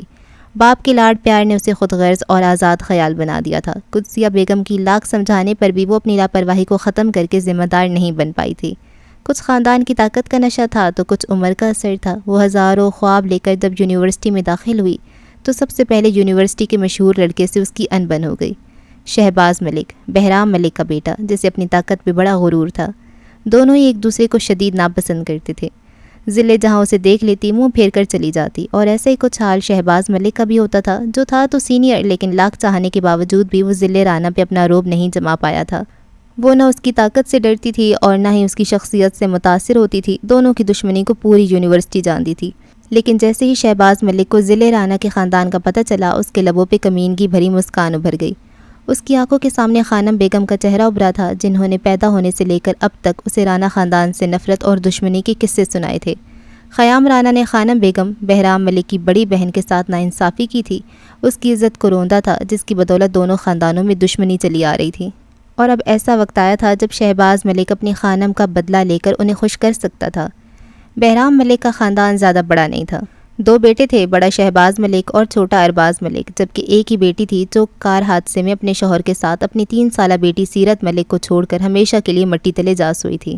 بہرام ملک کی بیوی جب بچے چھوٹے چھوٹے تھے تبھی اللہ کو پیاری ہو گئی تھی۔ بہرام ملک کے دونوں بیٹوں اور بیٹی کی پرورش خانم بیگم نے کی تھی، جن کی شادی نہیں ہوئی، جو بہرام ملک کی بڑی بہن تھیں اور زندگی کے ہر قدم پہ ان کے شانہ بشانہ کھڑی رہتی تھیں۔ ارباز ملک کی بیوی زرمین گل اچھی طبیعت کی مالک تھیں۔ ان کے اکلوتا بیٹا امن ملک اپنے خاندان سے بھی 4 ہاتھ آگے تھا۔ دنیا کے ہر برے کام میں وہ مجبوراً اور شوقیہ طور پہ ملوث رہتا تھا۔ شہباز ملک نے 2 شادیاں کی تھیں اور دونوں اپنی پسند سے کی تھیں۔ ایک زلیخا رانا سے جو ارحم ملک کی ماں تھی، دوسری شمیم آرا سے جس سے 2 بیٹیاں تھیں، ایک جالے ملک جبکہ دوسری انوشے۔ اور شہباز ملک کو اپنی دونوں بیٹیاں بہت پیاری تھیں۔ ماضی: نفرت مجھے ایسی خود سر اور ضدی لڑکیوں سے ہے خانم بھی، میرا بس نہیں چلتا میں اس لڑکی کا چہرہ مسخ کر دوں یا اسے ایسا غائب کروں کہ اس کی شکل مجھے کبھی دکھائی نہ دے۔ شہباز خانم بیگم کے کمرے میں بری طرح سے ٹہل رہا تھا۔ اس کے لہجے اور آنکھوں میں ضلع کے لیے نفرت ہی نفرت تھی۔ وہ واحد لڑکی تھی جو پورے ڈپارٹمنٹ میں اس سے نہیں ڈرتی تھی اور ترکی بترکی جواب دیتی تھی۔ اس کی وجہ سے شہباز کے دوست اس پہ ہنسنے لگے تھے۔ وہ لڑکی اس طوطے کی مانند ہے جس میں رانا خاندان کی جان ہے۔ اسے مارنا نہیں ہے، بلکہ اس کے ذریعے خیام رانا کو وہ شکست دینی ہے جس سے اس کی کمر ٹوٹ جائے۔ وہ اتنا تڑپے جتنا اس نے مجھے تڑپایا ہے، جتنا مجھے رلایا ہے۔ میں چاہتی ہوں تم اس کی لڑکی کو اتنا ہی رلاؤ۔ وہ روئے گی تو تکلیف خیام رانا کو ہوگی، تبھی مجھے سکون ملے گا۔ خانم بیگم نے اپنے شعلے اگلتی آنکھوں میں خیام رانا کا چہرہ بھر کر حقارت سے کہا تھا۔ ان کی بات سن کر شہباز ملک چونکا۔ میں سمجھا نہیں خانم بھی، آپ کہنا کیا چاہتی ہیں؟ وہ سوالیہ نظروں سے خانم بیگم کو دیکھتے ہوئے پوچھ رہا تھا۔ تم ایک مرد ہو شہباز ملک، ایک خوب برو جوان مرد، اور وہ لڑکی چاہے جتنی بھی خود سر کیوں نہ ہو، محبت کا جال اس چڑیا کو ہمیشہ کے لیے قید کر سکتا ہے۔ قید کر لو اسے۔ شہباز ملک کی بات کا خانم بیگم نے پر اصرار انداز میں جواب دیا تھا۔ ان کی بات کا مطلب سمجھ کر شہباز ملک کی آنکھوں میں شیطانی چمک ابھری تھی۔ خانم بیگم نے اسے راستہ دکھا دیا تھا، باقی سب وہ خود کر سکتا تھا۔ امن ملک نے 2 راتیں اور 3 دن جیل میں گزارے تھے۔ تیسرے دن اس کی عدالت میں پیشی تھی۔ جہاں خضر اور رحمان بھائی اپنی طرف سے مکمل تیار تھے، وہیں امن حد درجہ پرسکون تھا۔ وہ جیل میں بھی شہزادوں کی طرح رہا تھا۔ اپنا پرسکون انداز خضر کو بہت کھٹکتا تھا، لیکن وہ کچھ کر نہیں سکتا تھا۔ ان 2-3 دنوں میں رحمان بھائی نے سارے ثبوت اور گواہ اکٹھے کر لیے، جن سے ثابت ہوتا تھا کہ اویس کا قتل امن نے کیا تھا۔ یہی نہیں بلکہ اور بھی کئی جرم اس سے جڑے تھے۔ ان 3 دنوں میں میڈیا پر ایک ہی خبر سرگرم رہی تھی، وہ تھی امن ملک کی گرفتاری۔ خضر پر اسے رہا کرنے کا پریشر ڈالا گیا۔ لوگ کہہ رہے تھے اس نے اپنے مستقبل اور اپنے کیریئر کو داؤ پہ لگا دیا تھا، لیکن وہ ثابت قدم رہا تھا۔ ویسے بھی وہ ہر کام قانونی طریقے سے کر رہا تھا۔ بہرام ملک کا غصہ 7ویں آسمان کو چھو رہا تھا۔ اسے یہی لگتا تھا کہ یہ سب خیام رانہ اسے نیچا دکھانے کے لیے کر رہا تھا۔ ملک خاندان کا غصے سے جل جل کر برا حال ہو گیا تھا، جبکہ امن سکون سے بیٹھا تھا۔ اس کے کندھے اور بازو پہ پٹی بندھی تھی۔ مسلز امپیگمنٹ ہونے کی وجہ سے ڈاکٹر کو ایک چھوٹا سا آپریشن کرنا پڑا تھا۔ وہ 3 سے 4 ماہ لگ جانے تھے اسے ٹھیک ہونے میں۔ حناوِ رانا نے بڑا گہرا اور دلکش زخم دیا تھا اسے، جو امن ملک کو ہمیشہ یاد رہنے والا تھا۔ آج اس کی پیشی تھی۔ لوگ فیصلہ جاننے کے لیے بےتاب تھے۔ حناوے کو یقین تھا پہلی ہی پیشی میں کیس کا فیصلہ ہو جانا تھا اور امن کو یقیناً سزا ملنی تھی، لیکن امن ملک نے تو صرف اسے محبت ہی دکھائی تھی۔ وہ اس کے ظلم سے واقف تھی، لیکن وہ کتنا شاطر تھا اس کا اندازہ کسی کو بھی نہیں تھا۔ کورٹ کے باہر میڈیا والوں کی کثیر تعداد موجود تھی۔ حناوے دھڑکتے دل کے ساتھ کورٹ میں موجود تھی۔ وہ فاریہ بیگم کو بھی ساتھ لائی تھی، جس نے ان کے معصوم بیٹے کو کوما میں پہنچا دیا تھا۔ حناوے انہیں امن کو سزا ملتے دکھانا چاہتی تھی۔ اس کی دائیں جانب فاریہ بیگم تو بائیں جانب پاگل راہیلہ بیٹھی تھی، جو کبھی پھٹی پھٹی نظروں سے چاروں طرف دیکھتی تو کبھی خود میں مگن ہو جاتی۔ قدیر نے خون خوار نظروں سے حناوے اور راہیلہ کو دیکھا تھا، جو اس کے ظلم کا شکار ہونے کے باوجود بھی زندہ بچ گئی تھی۔ وہی تو تھا راہیلہ کی اس حالت کا ذمہ دار۔ اس کے لیے ہی تو امن نے اویس کا قتل کیا تھا اور راہیلہ کو اس کے حوالے کیا تھا تاکہ وہ اپنی خواہش پوری کر سکے۔ سب ٹھیک ہے نا رحمان بھائی؟ مکمل تسلی ہونے کے باوجود بھی خضر مطمئن نہیں تھا۔ وہ امن ملک سے اچھی طرح واقف تھا، اس لیے پریشان تھا۔ سب ٹھیک ہے، تم پریشان مت ہو، دیکھنا فیصلہ ہمارے حق میں ہی ہوگا۔ رحمان بھائی نے خضر کے کندھے پہ ہاتھ رکھ کر اسے تسلی دی۔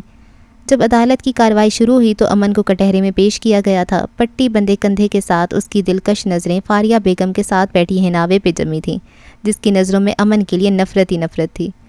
پریشانی اس وقت ہوئی جب گواہ عدالت نہیں پہنچا۔ امن ملک کے فارم ہاؤس میں مالی کا کام کرتا تھا، جس نے اویس کا خون ہوتا اپنی آنکھوں سے دیکھا تھا، اور جسے ایک چھوٹی سی غلطی پہ قدیر نے مار مار کر فارم ہاؤس سے نکال دیا تھا، کیونکہ اس سے قدیر کے سامنے زبان کھولی تھی، جو ہر روز لڑکیوں کو پکڑ کر فارم ہاؤس پہ لاتا تھا۔ شکور، جو ایک ادھیڑ عمر نیک انسان تھا، وہ یہ سب نہیں دیکھ پایا اور چھپتے چھپاتے پولیس میں شکایت کر دی۔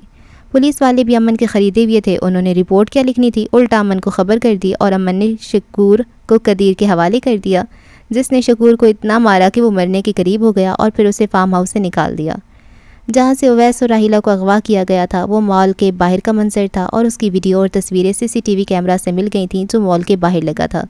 غرض کہ رحمان بھائی کا ہر ثبوت اور گواہ پکا تھا۔ انہوں نے پہلے امن ملک کے پچھلے جرائم کی رپورٹ جج صاحب کو پیش کی، جس میں امن کے جرائم کا لکھا گیا تھا۔ اس پہ کیس بھی درج کیے گئے تھے، لیکن اسے سزا نہیں ملی تھی۔ پھر اویس کا کیس پیش کیا گیا۔ اس کے گھر والے نم آنکھیں لیے بیٹھے تھے، جبکہ امن پرسکون سا کٹہرے میں کھڑا تھا۔ اس کی نظریں حناوے پہ جمی تھیں۔ ایڈوکیٹ رحمان رانا اس کے خلاف کیا کہہ رہا تھا، وہ کب سن رہا تھا، اور اس دوران ایڈوکیٹ صدیقی نے بھی دخل دینا ضروری نہیں سمجھا تھا۔ ارحم اپنے چچا اور امن کے بابا ارباز ملک کے ساتھ بیٹھا تھا۔ جو راز اس پر اس کی ماں نے کھولا تھا، وہ کافی خوفناک تھا۔ وہ سمجھ نہیں پا رہا تھا کہ اسے خضر کا ساتھ دینا چاہیے یا امن کا۔ ان دونوں خاندانوں میں کتنی سخت دشمنی تھی، یہ اسے مسز ملک نے بتایا تھا۔ جج صاحب، اس شخص نے نہ صرف اویس کا خون کیا، بلکہ علیزہ ازمیر کی موت کا ذمہ دار بھی یہی شخص ہے۔ اپنے خاندان کی طاقت اور زوم میں یہ شخص ظلم و بربریت کی تمام حدیں پار کر چکا ہے۔ تمام ثبوت اور گواہوں سے ثابت ہوتا ہے کہ اویس کا قتل امن ملک نے کیا ہے، اور اسی سلسلے میں آج کے اپنے سب سے بڑے گواہ کو پیش کرنا چاہتا ہوں، عبدالشکور، جو کہ مجرم کے فارم ہاؤس میں مالی کا کام کرتا تھا۔ رحمان بھائی نے جیسے شکور کو اندر داخل ہوتے دیکھا تو کہا، اجازت ہے۔ جج صاحب نے رحمان بھائی کی بات غور سے سنتے ہوئے گواہ پیش کرنے کی اجازت دی۔ شکور کانپتے وجود کے ساتھ کٹہرے میں کھڑا ہوا اور سب سچ سچ کہنے کی قسم کھائی۔ جی عبدالشکور صاحب، آپ اپنے بارے میں کچھ بتائیے، کیا آپ مجرم امن ملک کو جانتے ہیں؟ رحمان بھائی نے خالص وکیلوں کے سے انداز میں پوچھ کچھ شروع کی تھی۔ جی جانتا ہوں، شکور نے امن کو دیکھتے ہوئے کہا۔ اس کی آنکھوں میں واضح خوف تھا، چہرے کی رنگت زرد پڑ رہی تھی جبکہ ہونٹ خشک ہو چکے تھے۔ امن کی نگاہیں ابھی تک حناوے پہ جمی تھیں، اس کے لبوں پہ وہی دلکش مسکراہٹ تھی جبکہ خضر پولیس کی وردی میں ملبوس ایک جانب کھڑا تھا۔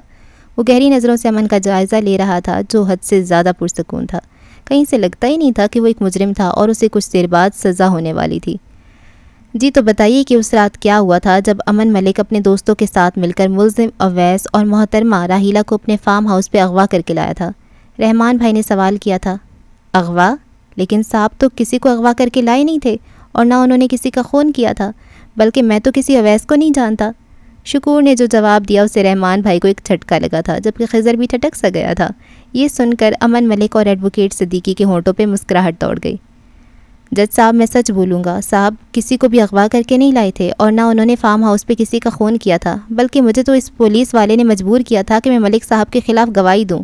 شکور نے خضر کی طرف اشارہ کر کے کہا تھا۔ اس کی شکل رونے والی تھی جبکہ وجود میں واضح کپکپاہٹ تھی۔ یہ تم کیا کہہ رہے ہو شکور؟ جو سچ ہے وہ بولو، تمہیں کسی سے ڈرنے کی ضرورت نہیں ہے۔ رحمان بھائی نے اپنی پریشانی پہ قابو پاتے ہوئے کہا۔ سچ ہی تو بول رہا ہوں جج صاحب، اس ایس پی صاحب نے مجھے لالچ دینا چاہا کہ میں چھوٹے ملک صاحب کے خلاف گواہی دوں۔ جب میں نے انکار کیا تو انہوں نے مجھے دھمکی دی کہ اگر میں نے ایسا نہیں کیا تو وہ مجھے قتل کے جرم میں اندر کر دیں گے، بلکہ میرے خاندان کو بھی۔ شکور پھوٹ پھوٹ کر رو دیا۔ حناوے کے چہرے کی رنگت پھیکی پڑ چکی تھی جبکہ خضر ایک پل کو ساکت ہوا تھا۔ رحمان بھائی کی پیشانی پہ پسینے کی بوندیں ابھریں، انہیں شکور سے یہ امید نہیں تھی۔ اس کی ان باتوں نے سارے کیس پہ پانی ڈال دیا تھا۔ لیکن جج صاحب، میں اپنے مالکوں کے خلاف جھوٹی گواہی نہیں دے سکتا۔ یہ جھوٹ بول رہا ہے مائی لارڈ، اسے یقیناً اس امن ملک نے ڈرایا دھمکایا ہوگا۔ رحمان بھائی نے شکور کی بات کاٹی۔ آبجیکشن مائی لارڈ۔ ایڈوکیٹ صدیقی اس کارروائی کے دوران پہلی بار اپنی جگہ سے اٹھے تھے۔ میرے عزیز دوست، آپ میرے موکل پہ کچھ زیادہ ہی الزام تراشی کر چکے ہیں۔ مائی لارڈ، گواہ کی باتوں سے صاف ظاہر ہو چکا ہے کہ اسے میرے معزز موکل کے خلاف گواہی دینے پہ مجبور کیا گیا ہے۔ اب میں کچھ ثبوت پیش کرنا چاہوں گا جس سے ثابت ہوتا ہے کہ یہ قتل میرے موکل امن ملک نے نہیں کیا۔ اس کا مرحوم اویس، اس کی منگیتر راحیلہ اور مرحومہ علیزہ ازمیر سے کوئی لینا دینا نہیں۔ کیا اجازت ہے؟ اجازت ہے، جج نے اجازت دی تھی۔ اور پھر جو ثبوت ایڈوکیٹ صدیقی نے پیش کیے اس کے مطابق جس تاریخ کو اویس کا قتل ہوا تھا تب امن ملک پاکستان میں تھا ہی نہیں۔ وہ ایک ہفتہ پہلے انگلینڈ گیا تھا جبکہ 2 ہفتے بعد واپس لوٹا تھا۔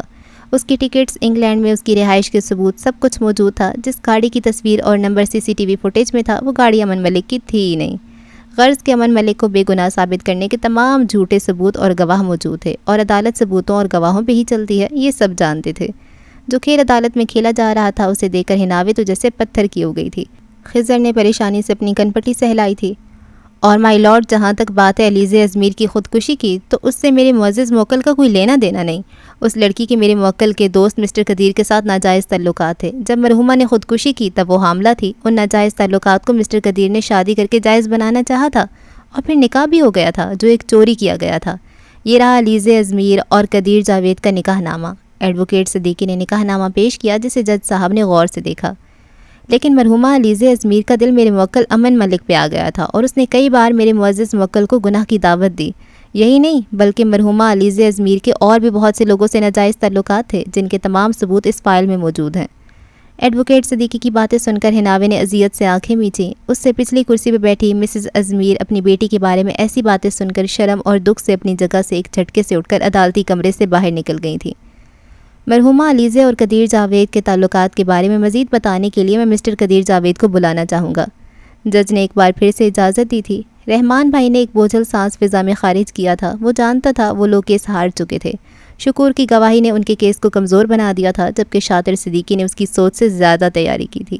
اسی لیے ایڈوکیٹ صدیقی کے نام کا سکہ چلتا تھا وکالت کی دنیا میں۔ وہ نہایت شاطر وکیل تھا۔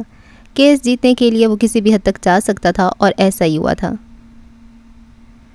میں اور علیزہ ایک دوسرے سے محبت کرتے تھے۔ وہ میرے بچے کی ماں بننے والی تھی۔ پھر میں نے سب سے چھپا کر اس سے نکاح کر لیا۔ بعد میں مجھے پتہ چلا وہ ایک برے کردار کی لڑکی تھی اور اس نے میرے دوست امن ملک کو بھی اپنی طرف مائل کرنا چاہا۔ تب میں نے اسے طلاق دے دی اور رات اس نے امن کو اس سب کا ذمہ دار مانتے ہوئے خودکشی کر لی۔ صرف امن سے بدلہ لینے کے لیے اس نے امن کو اپنی موت کا ذمہ دار ٹھہرایا۔ قدیر کچھ اور بھی کہہ رہا تھا لیکن حناوے کی سماعت جواب دے گئی تھی۔ اس کے کانوں میں خضر کے کہے گئے الفاظ گونجے تھے۔ اگر تم نے ایسا ویسا کچھ کیا تو جتنی تکلیف امن ملک نے جیتے جی علیزے کو دی تھی اس سے زیادہ وہ علیزے کے مرنے کے بعد یعنی اب اسے دے گا۔ خضر نے ٹھیک ہی کہا تھا، امن ملک نے حد کر دی تھی۔ اس نے علیزے کو ہی بد کردار بنا دیا تھا۔ اپنے گناہ کو کسی اور کے سر تھوپ کر وہ کیسے بے گناہ بن گیا تھا۔ امن ملک کو باعزت رہا کر دیا گیا تھا، جبکہ خضر کو ایک ہفتے کے لیے عارضی طور پہ پولیس فورس سے معطل کر دیا گیا تھا، کیونکہ ایڈوکیٹ صدیقی کے مطابق ایسے پولیس اہلکاروں کو بھی سزا ملنی چاہیے تھی جو عام شہریوں کو ڈراتے دھمکاتے تھے۔ امن ملک بنا ایک لفظ منہ سے بولے سب کچھ کر گیا تھا۔ اس کی رہائی پہ ارحم کو سمجھ نہیں آ رہا تھا کہ وہ خوش ہو یا دکھی، کیونکہ وہ جانتا تھا اویس کو اس نے ہی مارا تھا اور علیزے کی موت کا ذمہ دار بھی وہی تھا۔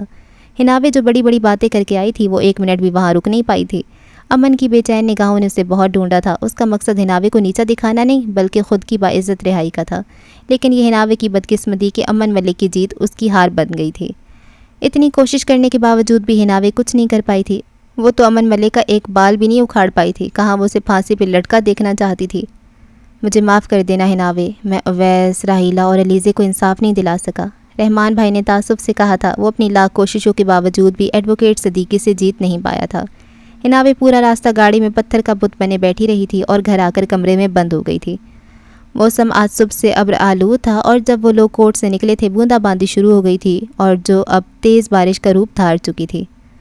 امن ملک، تمہیں اللہ کبھی معاف نہیں کرے گا، کبھی نہیں، وہ طوفانی رات میں چیخ چیخ کر روئی تھی۔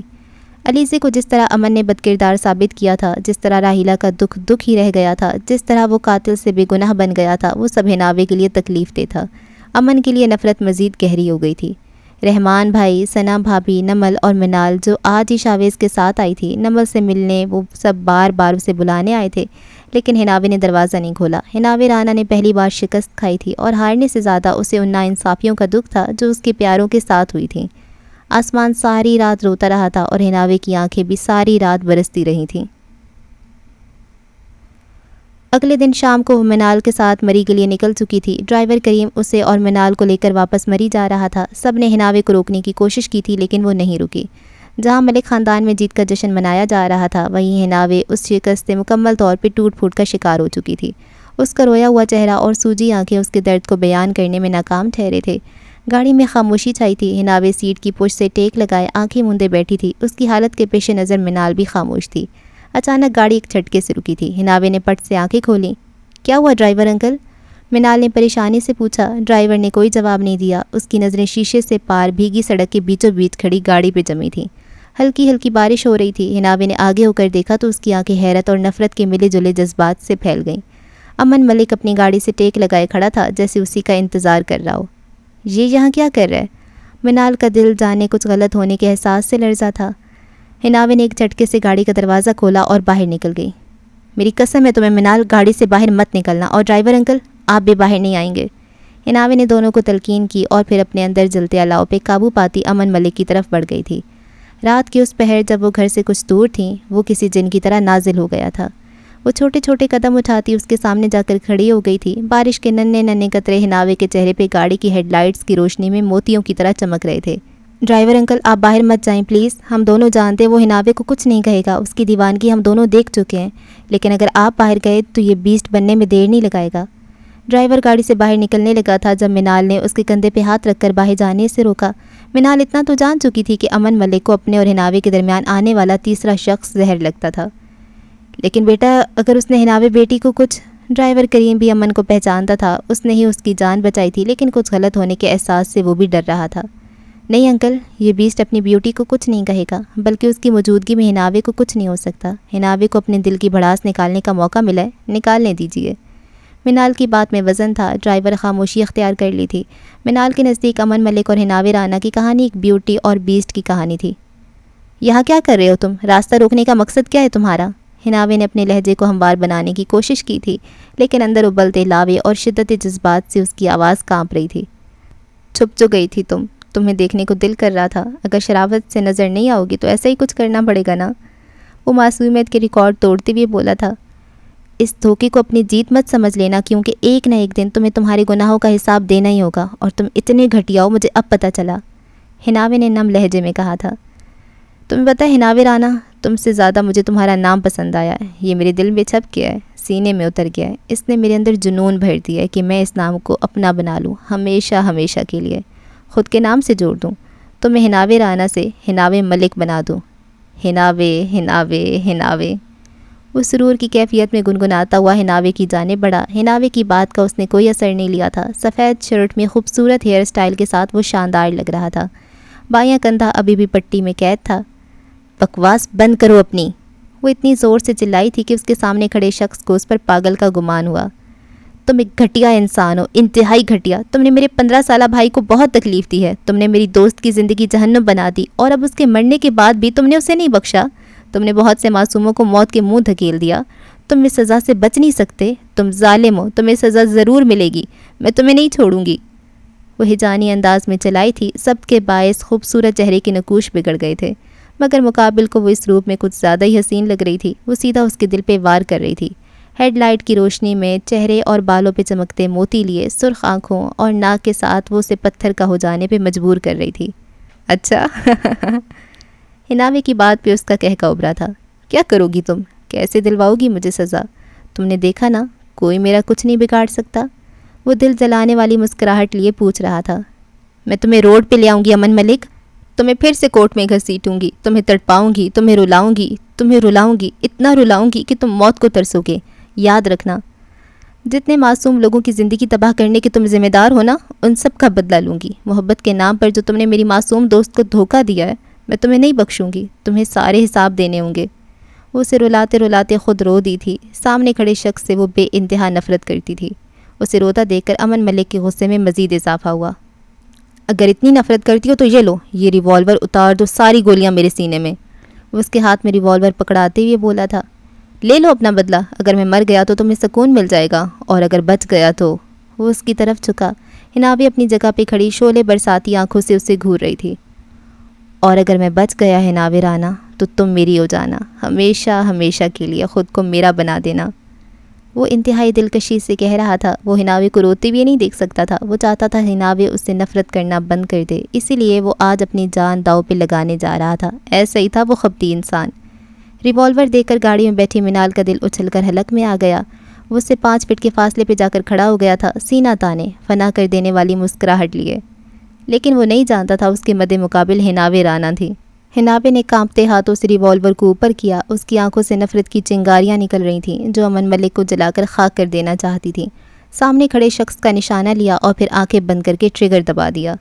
گولی سیدھا امن ملک کو لگی تھی۔ وہ ایک جھٹکے سے پیچھے ہوا تھا، اپنی سرخ ہوتی شرٹ کو دیکھا اور پھر حناوے کو دیکھ کر مسکرا دیا، جبکہ حناوے وہ ہوش کھو کر گیلی سڑک پہ گر چکی تھی۔ مالک! خان کسی طوفان کی طرح گاڑی سے باہر نکلا تھا۔ اسے اندازہ نہیں تھا کہ حناوے واقعی گولی چلا دے گی۔ ہلکی ہلکی بارش پھر سے تیز ہونے لگی تھی۔ پتھریلی سڑک پہ گن کے گرنے کی آواز ابھری تھی۔ امن کو اپنے دائیں کندھے کے قریب شدید درد اٹھتا محسوس ہوا تھا۔ حناوے! اسے گیلی پتھریلی سڑک پہ نیچے بے ہوش پڑا دیکھ کر امن تڑپ کر اس کی جانب بڑھا تھا۔ چھوٹے مالک! یہ خان نے اس کے جسم سے خون ابلتے دیکھا تو اذیت سے پکارا تھا۔ وہ امن کے قریب ہی کھڑا تھا جبکہ امن حناوے کے پاس تھا۔ وہ تینوں مکمل طور پہ بھیگ چکے تھے۔ امن کا ایک کندھا پہلے ہی زخمی تھا اور اب ایک ہو چکا تھا۔ تکلیف اس قدر تھی کہ وہ حناوے کو اٹھا نہیں سکتا تھا، جبکہ خان کو اجازت نہیں تھی وہ حناوے کا نام بھی لے۔ حناوے! منال اور ڈرائیور اسے پکارتے ان کے قریب پہنچ چکے تھے۔ حناوے اٹھو! حناوے! منال نے اس کا گال تھپ تھپاتے ہوئے اسے اٹھانے کی کوشش کی، لیکن حناوے کے جسم میں کوئی جنبش نہیں ہوئی تھی۔ عجیب سا منظر تھا۔ حناوے علیزے کے لیے تکلیف میں تھی اور امن حناوے کے لیے، جبکہ خان امن کو اس حالت میں دیکھ کر اندر ہی اندر کرلا رہا تھا۔ انکل اسے اٹھائیں، ہمیں ہاسپٹل جانا ہوگا۔ منال نے امن کو نظر انداز کرتے ہوئے ڈرائیور سے کہا تھا۔ وہ امن کی جانب دیکھنے سے گریز کر رہی تھی، جانے کیوں؟ اس کا دل امن کی دیوانگی پہ تڑپ اٹھا تھا۔ نہیں، خبردار جو میری حناوے کو چھوا بھی تو میں خود اٹھاؤں گا۔ امن نے کوشش کر کے اپنے دونوں بازوؤں کو ہلایا اور حناوے کو اٹھانے کی کوشش کی، لیکن تکلیف کے باعث اس کے منہ کراہنے کی آواز ابھری تھی۔ مالک! آپ ٹھیک نہیں ہیں مالک، خون بہہ رہا ہے، ہمیں اسپتال جانا ہوگا۔ خان اس کی خون آلود شرٹ دے کر التجا کر رہا تھا۔ اس کی آنکھوں سے بہتے آنسو بارش کے پانی میں مل کر اپنی حقیقت چھپا رہے تھے۔ پاگل ہو گئے آپ؟ اپنی حالت دیکھے، خون بہہ رہا ہے، جائیں یہاں سے۔ حناوے ٹھیک ہے، آپ کی حناوے میری ذمہ داری ہے، میں اسے لے جاؤں گی، اسے کچھ نہیں ہوگا۔ منال جو تھوڑا سا خون دے کر اپنے حواس کھو بیٹھتی تھی، وہ امن کی اس حالت میں دیکھ نہیں پائی اور نہ چاہتی ہوئی بھی اسے یقین دلا گئی کہ حناوے اس کی تھی۔ امن نے چونک کر منال کو دیکھا جو اسے ہی دیکھ رہی تھی۔ آپ پلیز انہیں لے کر جائیں یہاں سے۔ منال اب کی بار خان کی طرف دیکھ کر چلائی تھی اور پھر ڈرائیور کی مدد لے کر حناوی کو اٹھانے کی کوشش کی۔ امن نے بند ہوتی آنکھوں سے یہ منظر دیکھا تھا۔ ڈرائیور اور منال حناوی کو دونوں جانب سے تھام کر گاڑی کی جانب لے جا رہے تھے، جبکہ خان بنا امن کے حکم کے کچھ نہیں کر سکتا تھا۔ جیسے انہوں نے حناوی کو گاڑی میں ڈالا، امن کی آنکھوں کے سامنے اندھیرا چھانے لگا۔ خان، اس نے تکلیف کی شدت سے خان کو پکارا تھا۔ جی مالک۔ خان امن کے پاس بیٹھ چکا تھا۔ امن کو اپنا دل بند ہوتا محسوس ہوا تھا۔ اس سے پہلے وہ بے ہوش ہو کر نیچے گرتا، خان اسے تھام چکا تھا۔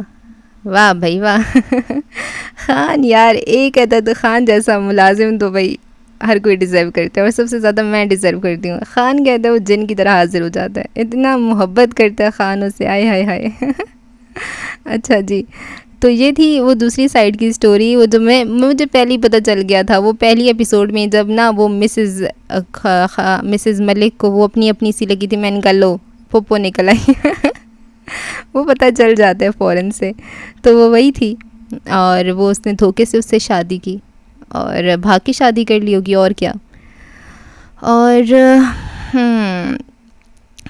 کیا ہوا ہے۔ امن ملک نکل آیا، وہ پتہ تھا وہ وزیر اعلیٰ سندھ کا ہے بھائی پوتا، وہ کیسے رہ سکتا ہے، وہ اس نے آنا ہی تھا، آ گیا وہ، اور کیونکہ زیادہ ہی یار جنونی ہے، اتنا خبتی انسان، اب یہاں پر اس کو گولی دے کے کہہ رہی ٹھیک ہے تو مجھے مار دو، مار بھی دیتی آگے سے یہ بھی کھسکی ہوئی ہے ٹھیک ہے، اچھا ہو گیا۔ خضر بیچارہ وہ رہ گیا، اس نے تو کچھ بھی خاص نہیں کر سکا نا، لیکن پھر بھی ٹھیک ہے، ایماندار بندہ ہے، اچھی بات ہے۔ اور یار ایک بات مجھے سمجھ نہیں آئی، وہ جو حناوی کا بھائی ہے امن، اس کو گردن میں گولی لگی ہے، وہ کوما میں کیوں چلا گیا ہے؟ یہ کوئی ایسا کنیکشن ہوتا ہے؟ میں نے تو جو بھی دیکھا ہے کوئی ایکسیڈنٹ ہوتے ہیں، دماغ پہ کچھ ایسا اثر ہوتا ہے، دماغ میں چوٹ لگتی ہے تب بندہ کوما میں جاتا ہے۔ چلو خیر ہے، گردن سے خون نہیں پہنچا ہوگا، پتہ نہیں اچھا، اور یہ ہدا کہ یار دو اس کے کان کے نیچے بندہ رکھے گرم گرم، بھائی اب تمہاری منگنی ہو گئی ہے، منع کرنا ہے گھر والوں کو کرو، اس بیچاری کے پیچھے کیوں پڑی رہتی ہو؟